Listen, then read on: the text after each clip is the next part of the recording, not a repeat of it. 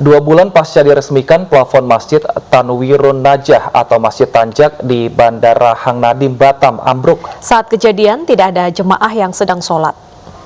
Masjid Tanjak akan rubuh. Pak, mundur Pak.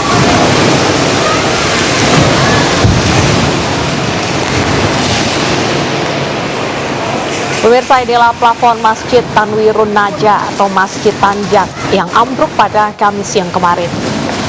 Kejadian direkam warga dan video ini lantas viral di media sosial. Bagian plafon yang ambruk ini cukup besar juga luas. Dan ironisnya pemirsa, masjid ini baru saja berumur 2 bulan dan diresmikan oleh Menteri Perekonomian Airlangga Hartarto.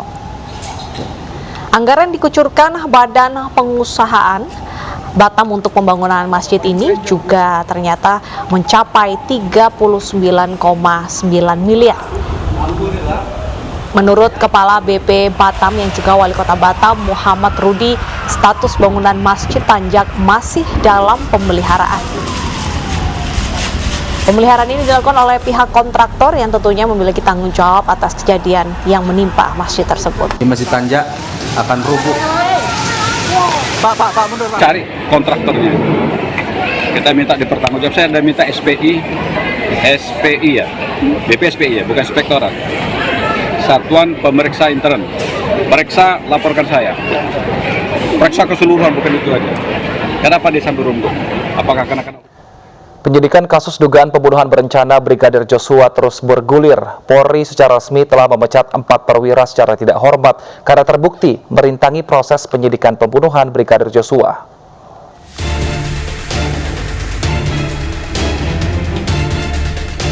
Polri yang menetapkan 7 orang sebagai tersangka terkait obstruction of justice dalam penyidikan kasus kematian Brigadir Joshua. Dalam hasil sidang etiknya, 7 orang tersangka, 4 orang telah menjalani sidang kode etik dengan hasil pemecatan tidak hormat dari keanggotaan Polri. Mereka dipecat berdasarkan putusan sidang etik Polri, diantaranya adalah mantan Kadif Propam Polri sekaligus dalam pembunuhan Brigadir Joshua, Ferdi Sambo. Kemudian menyusul Kompol Cuk Putranto yang dinyatakan terbukti merusak dan menghilangkan alat bukti CCTV di pos pengamanan depan rumah dinas Ferdi Sambo. Sehari kemudian Kompol Baikuni Wibowo juga dipecat karena ikut menyimpan dan merusak rekaman CCTV. Atas putusan etik ini, ketiganya mengajukan banding. Sementara itu terdapat 3 polisi lain yang diduga terlibat pelanggaran pidana obstruction of justice dan masih dalam penantian hasil sidang etiknya. Ketiganya adalah Brigjen Hendra Kurniawan, AKBP Arif Rahman, dan AKP Irfan Widianto. AKP Irfan Widianto sendiri dijadwalkan menjalani sidang etiknya yang digelar hari ini. Polisi pun telah menetapkan 7 orang tersangka terkait kasus dugaan merintangi penyidikan pembunuhan Brigadir Joshua. Selain itu, Polri juga telah menggelar sidang etiknya terhadap AKP Diah Chandrawati pada hari ini, polwan yang pertama terseret dalam skenario Ferdi Sambo. Tim Liputan iNews melaporkan. Pemirsa, Ferdi Sambo diperiksa dengan menggunakan alat pendeteksi kebohongan atau yang dikenal dengan lie detector, menyusul 4 tersangka lain yang sudah lebih dulu diperiksa. Sementara menurut psikolog forensik, lie detector ini bisa tak berfungsi bagi orang yang sudah terlatih.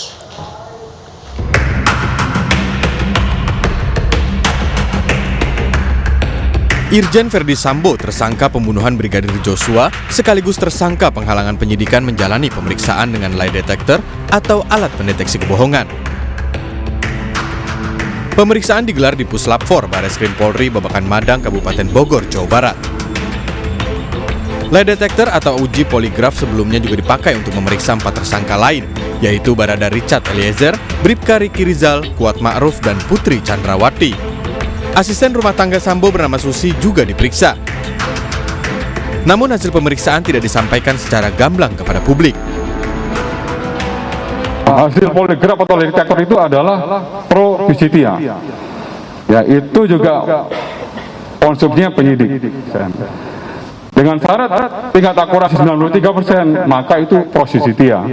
Kalau di bawah 90% itu tidak masuk ke dalam ranah pro-justitia. Kalau masuk ranah pro-justitia, berarti hasilnya diserahkan ke penyidik. Ya, penyidik yang berhak mengungkapkan kepada teman-teman. Termasuk nanti penyidik juga akan menyampaikan ke persidangan. Karena poligraf tersebut bisa masuk dalam 184 KUHP, ya, alat bukti. Selain petunjuk juga masuk ke dalam keterangan ahli. Sementara sejumlah ahli hukum menjelaskan, pemeriksaan alat pendeteksi kebohongan tidak selalu bisa dijadikan alat bukti pidana, namun untuk meyakinkan para pemeriksa. Dan jika dimasukkan dalam persidangan, maka sebagai alat bukti keterangan ahli. Tim Liputan iNews melaporkan. Tim forensik Bayangkara Polda Sumatera Selatan melakukan otopsi terhadap jenazah korban penganiayaan di Pondok Gontor 1. Sementara itu polisi masih mengejar 2 pelaku yang identitasnya sudah diketahui.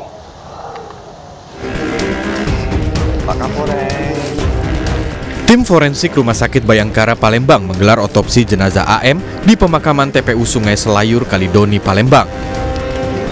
Penyidik dari Polres Ponorogo dan ayah kandung korban ikut menyaksikan proses otopsi.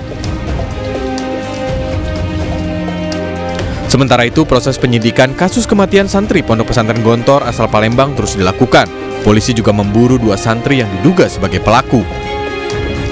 Kita melangkah yang pasti sudah posisi setia dan berdasarkan legal standing tadi, makanya kita membentuk tim yang tidak hanya terdiri dari 1 unit saja tetapi gabungan di sini agar kita pun berbagi tugas, karena kita tahu banyak pertanyaan, banyak tuntutan daripada masyarakat. Sebelumnya, santri kelas 5 atau setara kelas 11 SMA di Pondok Gontor 1 Ponorogo meninggal dunia. Jenazah dipulangkan ke Palembang pada 22 Agustus 2022 lalu. Ibu korban merasa curiga anaknya meninggal tidak wajar. Tim Liputan iNews melaporkan. Penganiayaan yang mengakibatkan tewasnya santri di Pondok Modern Darussalam Gontor, Ponorogo, Jawa Timur masih dalam pengejaran tim kepolisian Polres Ponorogo. Untuk mengetahui informasi terkini hasil penyidik, tim kepolisian sudah bersama kami Kapolres Ponorogo AKBP Catur Cahyono Wibowo. Selamat siang Pak Catur. Selamat siang Mas Wildan. Baik Pak Catur, apakah hasil otopsi sudah keluar dan seperti apa hasilnya? Baik, untuk kemarin sudah melaksanakan otopsi, kami dari Polres Ponorogo dibantu dari Puskesmas Polda Sumatera Selatan dan dari RSUP. Alhamdulillah berjalan dengan lancar, dan hasil yang ditemukan ada bekas memar yang diakibatkan oleh pukulan benda tumpul. Seperti itu, Mas. Baik, lantas untuk kedua pelaku, terduga pelaku yang saat ini belum berhasil ditangkap, ini apakah sudah diketahui apa perannya dalam penganiayaan tersebut? Alhamdulillah untuk terduga pelaku, untuk dari hasil pemeriksaan para saksi dan kemarin kita olah TKP sudah tergambarkan, dan kami sudah bisa meruntut atau kronologi cerita itu Mbak, kita sesuaikan, tetapi tidak bisa kami sampaikan di sini karena masih materi penyidikan. Tapi apakah 2 terduga pelaku tersebut sudah berhasil ditangkap Pak, atau masih dalam pengejaran? Sudah ada tim yang bertugas, kita tinggal menunggu bersama dengan tim nanti yang dari Palembang kembali, tinggal kita lengkapi semuanya untuk naik ke tahap berikutnya, Mbak. Baik, lantas dalam pemeriksaan ini adakah kendala yang dihadapi oleh pihak kepolisian Pak? Apalagi mengingat keterangan dari pondok pesantren sendiri ini cukup terbatas. Alhamdulillah sampai sekarang untuk proses kita penyidikan Polres Ponorogo dapat berjalan dengan baik sesuai dengan tahapan, dan dari tim pondok juga sangat kooperatif dan terbuka dalam komunikasi untuk membuat perkara ini lebih terang dan lebih jelas. Seperti itu, Mas. Untuk 2 pelaku yang masih dalam pengajaran itu, kalau boleh tahu statusnya santri atau mungkin pengajar di pondok pesantren tersebut? Untuk terduga pelaku yang pasti dari santri, Mbak. Ini kelas 6 atau senior dari almarhum. Baik, mengapa hingga saat ini polisi masih belum bisa menangkap pelaku Pak? Apakah memang terduga pelaku ini berpindah-pindah lokasinya? Bukan, kita tidak melakukan penangkapan, tetapi tim sudah bekerja dan ini kita menunggu kembali dari kegiatan tersebut. Nanti segera kita sampaikan progres ke depannya. Baik, jadi total tersangka sejauh ini sudah berapa Pak yang ditetapkan? Terduga pelaku ada 2, Mbak. Baik, kami nantikan seperti apa perjalanan dari proses kasus ini karena sudah memakan korban. Terima kasih Pak Catur atas informasinya, sehat selalu Pak. Pemirsa, ratusan warga Gianyar, Bali antre untuk mendapatkan bantuan langsung tunai dari kenaikan bahan bakar minyak. Simak informasi selengkapnya usai jeda berikut.